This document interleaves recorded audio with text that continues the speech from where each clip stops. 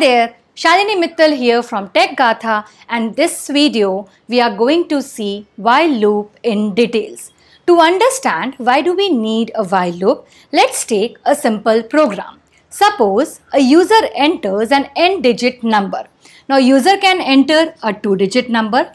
A user may also enter a 3-digit number. A user might enter a 5-digit number and so on. Now what we have to do is, we have to print individual digits of a number. But we don't know that a number will contain how many digits input by the user. Now to find out the individual digits, the simple formula is, we divide a number by 10. Quotient is 2 and the remainder is 8. We got 1 digit.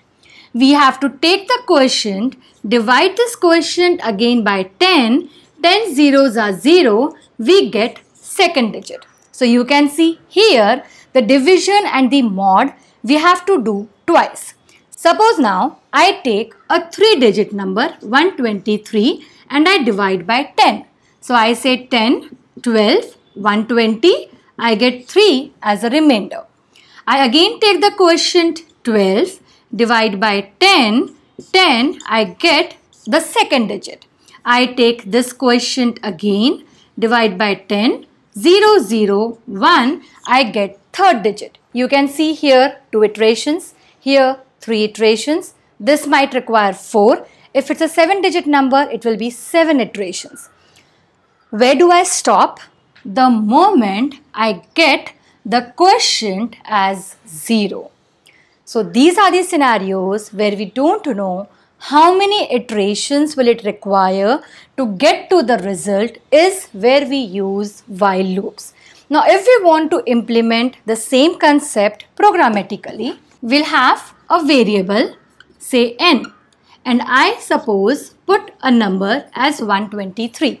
Now we know that where do we have to stop? Till the time my quotient becomes 0. So let's take a variable quotient and store this number n in this variable. Let's check whether this quotient is 0, while q not equal to 0. So what is there in q? We have 123. Is it 0? No. Then we have to find the remainder. How do we get the remainder? Is whatever the number is, we use the operator mod. 10, we get first remainder, that is 3. I just use the system.out.println and I print the remainder, it prints 3. Now we have to get the quotient. We get the quotient by dividing the number by 10 and storing the result in the variable. Now the moment I do this, q has now 123 divided by 10 gives me the quotient 12. Is it 0? No. It goes inside. 12 mod 10 now gives me 2. It prints 2. Now here I get 1. Is it 0? No.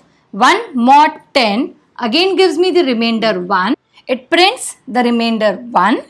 Now 1 divided by 10 gives me 0. Is quotient 0? Yes. This condition becomes false. My loop stops. So can you see, to find out or to print individual digits of a number, while loop is more convenient. Let's go ahead and see one more small example. Instead of just printing the digits, let's say I want to print the sum of individual digits. So what I want is 1 plus 2 plus 3, that is 6.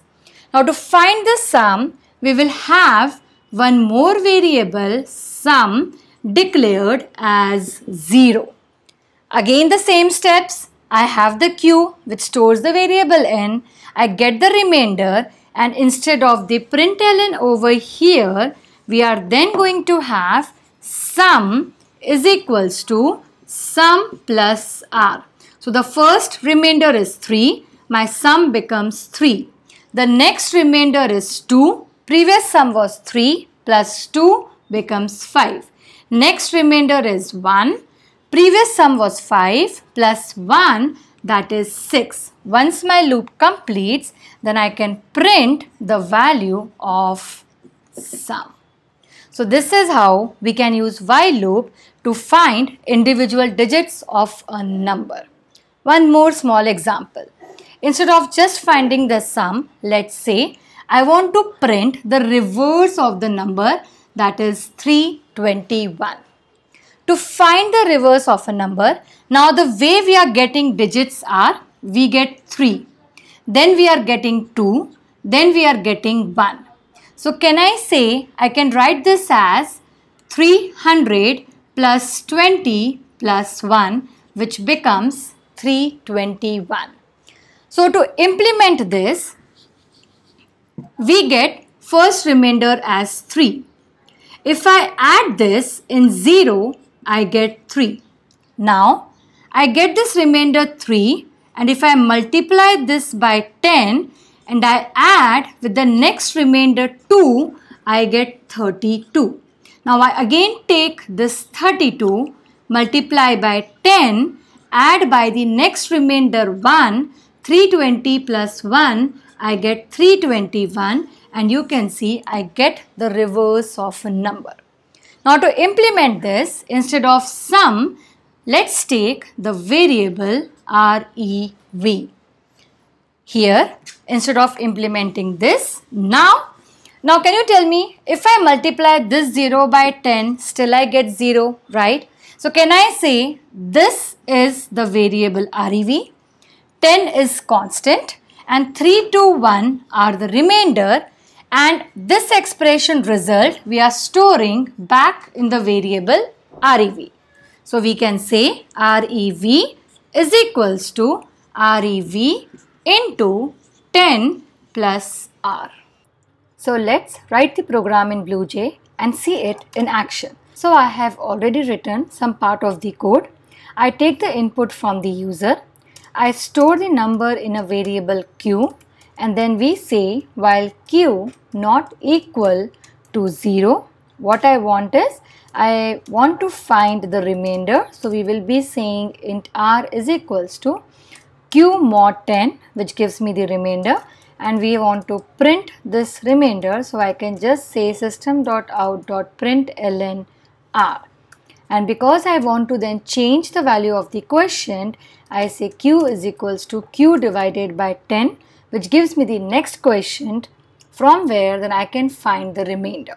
So I go on and do this till I don't get the quotient as 0. So let's go ahead and run this. So I say main, I enter a number, say 78345, and you can see it prints 5, 4, 3, 8 and 7. Now let's write the code to print sum of digits of a number. So everything else remains the same. We just have a variable sum defined as 0, and we say sum is equals to sum plus r. And now we are going to print the sum in the last, because if we write the printing of sum inside the loop, every time it calculates a sum, every time it prints that value. So for example, if the number entered is 5678, it prints 8, then 8 plus 7, that is 15, then it prints 15 plus 6, that is 21, and so on. But what we want is, it should print the total of 5 plus 6 plus 7 plus 8. Hence, we print the sum after the loop completes. So let's see this as well. So run, we enter 5, 6, 7, 8. So you can see it prints 26. Now let's find the reverse of digits of a number. For that, we just change this variable to REV. REV is equals to REV into 10 plus R. So if you remember, to find the reverse, we get the remainder, we add with 0. Then we get the next remainder is 7, and we have 80 plus 7, 87. Then 870 plus 6, 876. Then 8760 plus 5 is 8765.